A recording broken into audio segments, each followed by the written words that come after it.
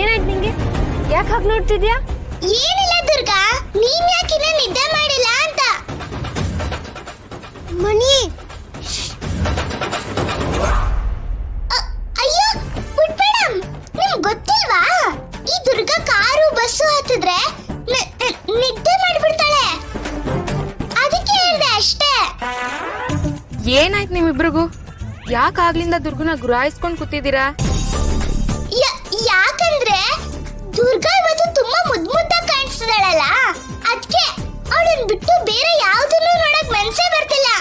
ಓಹೋ, ಏನ್ ಮೇಡಮ್ ಇವತ್ತು ತುಂಬಾ ಪೂಸಿ ಹೊಡಿಯೋ ತರ ಆಗಿದೆ? ಇವೆಲ್ಲ ನನ್ನ ಹತ್ರ ನಡೆಯಲ್ಲ.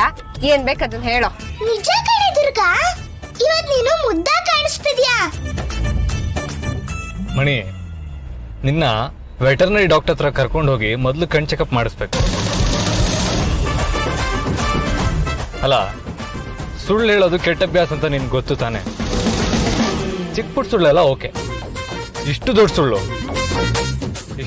ಹೇಳಿದ್ರೆ ಮಹಾ ಪಾಪ ಅಂತಾರೆ. ನೀನು ಮುಂದಿನ ಜನ್ಮದಲ್ಲಿ ಕಪ್ಪಾಗಿ ಹುಡ್ತೀಯಂತೆ. ಬಾಸು ಬೇಡ ನೋಡಿ. ದುರ್ಗಾ, ನಿದ್ದೆ ಬರ್ತಿದ್ಯಾ?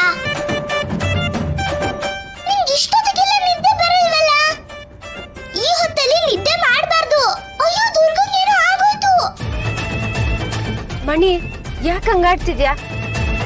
ರಾತ್ರಿ ಮಲ್ಗೋದ್ ಸ್ವಲ್ಪ ತಡ ಆಯ್ತು, ಬೆಳಗ್ಗೆನೂ ಬೇಗ ಎದ್ದಿದ್ದೀನಲ್ವಾ, ಅದಕ್ಕೆ ಒಂದ್ ಸ್ವಲ್ಪ ನಿದ್ದೆ ಗುಂಗಲ್ಲಿದ್ದೀನಿ ಅಷ್ಟೇನೆ.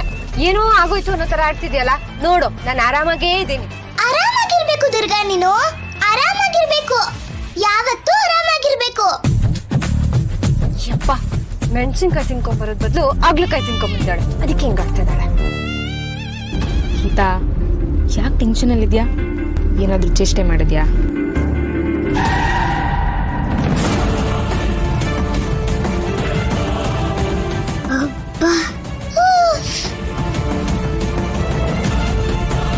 ಸರಿಯಾಗಿ ಡ್ರೈವ್ ಬರಲ್ವಾ ಬಾಸು? ಯಾರು ನಿಮಗೆ ಲೈಸೆನ್ಸ್ ಕೊಟ್ಟಿದ್ದು?